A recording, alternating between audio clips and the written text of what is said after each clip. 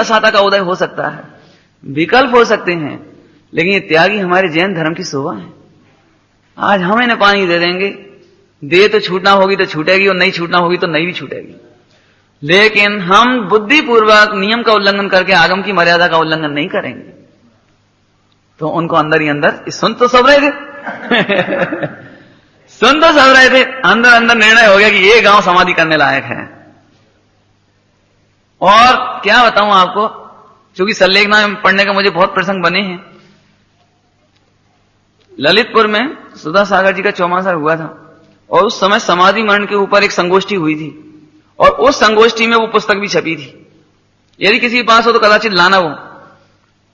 उस संगोष्ठी का जो एक उस पुस्तक में जो भाष छपी थी ललितपुर से, उसमें एक प्रसंग दिया हुआ है कि एक जगह पर विहार हो रहा था, मुनिराजों का, आचार्यों का संग जा रहा था तीर्थ यात्रा करने के लिए। तो बीच रास्ते में एक गांव था, और वहां पर अचानक जा रहे थे तो जल्दी से खबर आई कि महाराज जी, एक महाराज जी की समाधि होने वाली, आप जल्दी चलो। तो सभी लोग तीर्थ यात्रा का लक्ष्य छोड़ करके वहां गए। उस स्थान पर जो दृश्य उन्होंने देखा समाज का, वो आपको पढ़ के मैं बता रहा हूं आपको, कि वहां पर मुनिराज जी को वेदना हो रही थी रात को, तो इंजेक्शन लगा दिया, और इंजेक्शन लगाने से इंजेक्शनों की प्रकृति उष्ण होने के कारण पूरी कंठ, ओंठ और तालू सूख गई। और आधी रात को ही उन्होंने कहा पानी, तो सामने से बाल्टी लेकर, अनछने पानी की बाल्टी लेकर आ रहा था। इतनी वेदना थी गर्मी की, उष्णता की, कि उन्होंने वो बाल्टी लेकर वो पानी पी लिया। और जब फिर ये संघ वहां पहुंचा तो वे इतने बिलक बिलक कर रोए कि अरे इन श्राव कौन है, इन असंयमी श्राव कौन है, मेरा सारा धर्म भ्रष्ट कर दिया, अरे मेरे जीवन की साधना 1 मिनट में पूरी। क्योंकि दुख तो हुआ उनका भाई, वो उस समय जो वेदना हुई उसमें क्या गलती हो गई वो अलग बात है, लेकिन आखिर इतनी पीड़ा हुई। मैं क्यों पढ़ता हूं ये सल्लेखना के विषय की, इससे मालूम पड़ता है कि हमें दूरदृष्टि कितनी होनी चाहिए। एक व्रती को, एक त्यागी को, एक पंडित जी को और एक संयमी जीव को कितनी सावधानी रखने लायक है। और मैं क्यों पढ़ा रहा हूं आपको ये चीज, कि यदि आप श्रावक हैं तो आप भूल कर ये गलती मत करो।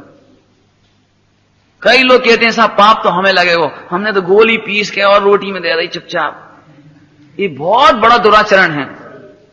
एक गुरुओं के साथ, दिगंबर मुनियों के साथ इतना बड़ा छल है कि इसका कोई पाप कहां जाके लगेगा खबर नहीं पड़ेगी। क्योंकि 3 लोग के सिरमौर हैं हमारे मुनिराज, और हम उन्हें ठगने में यदि पीछे नहीं रहते हैं तो इससे बड़ा पाप कुछ नहीं हो सकता। हम उनके साथ छल कपट करें, ऐसी उंगली चढ़ा लेवे और चाय जो दे देवे, मन वचन काय शुद्ध और आहार जल शुद्ध बोल देवे, ये बहुत बड़ा पाप, ये बहुत गंभीर। आपको यदि मिल सके वो ललितपुर की पुस्तक तो आप जरूर अपने संकलन में रखो, उसको बहुत पढ़ने जैसी है। देखो भाई, यहां पर आक्षेप मत समझना, ये जीवन, फिर उन्होंने तो उनको प्रायश्चित करा दिया और फिर उनकी समाधि करा दी, वो एक अलग बात है, लेकिन असंयमी समाज का संग नहीं करना। हम तो चलो इनकी ही बात नहीं करते हैं, हम तो गुरुदेव श्री का भी कहते हैं कि यदि वास्तव में अंतिम समय में कुछ आंच आई तो ये असंयमी शिष्यों की, उनके पास ज्ञान ही नहीं था इस समाधि मरण संबंधी। गुरुदेव ने बहुत कहा हमें संथारा चाहिए, संथारा दिला दो। शांता बहन की स्पष्ट उल्लेख, मैंने क्योंकि अंतिम समय थी, अंतिम 2-3 दिन बॉम्बे में समाधि के टाइम, तो वो डॉक्टर चंदू भाई उनको रस देते थे मौसम्बी का, वे गुरुदेव उसको हटा देते थे, मुझे नहीं चाहिए, मुझे संथारा चाहिए, मुझे संथारा चाहिए।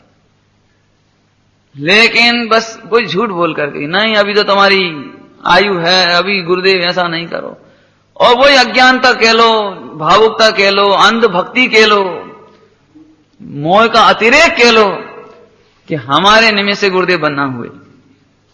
माने जो घटना सच्ची है वो बता रहे हैं आपको हम। क्या वो कहते थे? बिल्कुल बोलो। लेकिन क्या मतलब कहने का मतलब ये है, ये अपने जीवन में सावधानी रखना है इसकी। मैं आपको क्यों कह रहा हूं, आप ध्यान रखना जरा। आप ये मत समझने मुनिराजों की बात चल रही है या गुरुदेव की बात चल रही है। तो हम भी अपने घर में अपनी बहुओं को जांच लो, तुम भी अपने बेटों को जांच लो, कहीं ऐसा नहीं हो कि मोह के अतिरेक में तुम्हारे नियम तोड़वा दें। देखो एक सबसे बड़ी घटना घटती प्रैक्टिकल में बताता हूं आपको। कि बेटों को इस बात की चिंता नहीं कि माताजी जिंदा रहें, कि पिताजी जिंदा रहें। उन्हें इस बात की चिंता ज्यादा है कि लोग जा कहेंगे कि ये कंजूस हैं, सो हॉस्पिटल नहीं ले गए। ये बिल्कुल प्रैक्टिकल सत्य घटना है। बिल्कुल माने लोगों को ये, मैं सच कहता हूं, बेटे को बिल्कुल पिताजी के प्रति ममत्व नहीं, कोई प्रेम नहीं, कुछ नहीं। और हम कह रहे पिताजी को मत ले जाओ, और वो कह रहा नहीं साहब चाहे 10,000 खर्च हो जाए लेकिन आप ले चलो। क्यों? जब पिताजी की इच्छा नहीं है और मैं कह रहा हूं मत ले जाओ। अरे साहब आपको नहीं मालूम, आप तो 2 दिन आप तो चले जाओगे, सारे रिश्तेदार हमारे प्राण खा जाएंगे, सारे समाज वाले हमारे प्राण खा जाएंगे कि तुमने पिताजी को इलाज नहीं कराया, तुमने पिताजी को इंजेक्शन नहीं दिया, तुमने वैसा नहीं किया। आप तो चाहे इनकी दुर्गति होए तो होए। सच सच कहता हूं आपको। और मैं आपको फिर कहता हूं, आप अपने घर में परीक्षा कर लो, समय समय पर बच्चों को समझाओ। इस सविचार प्रत्याख्यान चल रहा है। सविचार माने विचार सही, बुद्धिपूर्वक, विवेक पूर्वक आप निर्णय करो। आप देखो कभी आप बीमार होते ही होगे, एक काम करो, जरा प्याज ले आओ बाजार से, तना घी में छौंके दे दे। अब देखो तुम्हारी पत्नी क्या कहती है। और झूठ मूठ गुस्सा भी करना पड़े तो करो, हम मर जाए तुम्हें क्या रखी है, तुम्हें तो यही है कि मर जाए बस, ऐसा ही बोलो जोर से झूठ में। ला प्याज लेके आओ। अब देखो कि तुम्हारी पत्नी क्या करती है, बच्चे क्या करती है।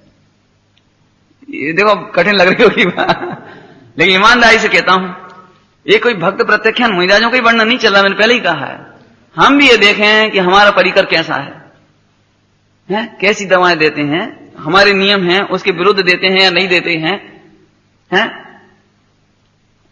और हम लोग भी जांचें अपने, जैसे हमारे साथ भाई रहते हैं ब्रह्मचारी, तो हम जांचें उन्हें, ये देखो अब हालांकि कहना नहीं चाहिए तो, क्योंकि परीक्षा तो गुप्त होनी चाहिए। अब मान चलो आज हमने कह दिया, कल ही आप ड्रामा करने लगो, सो पत्नी मुस्कुराई, हाँ कर लो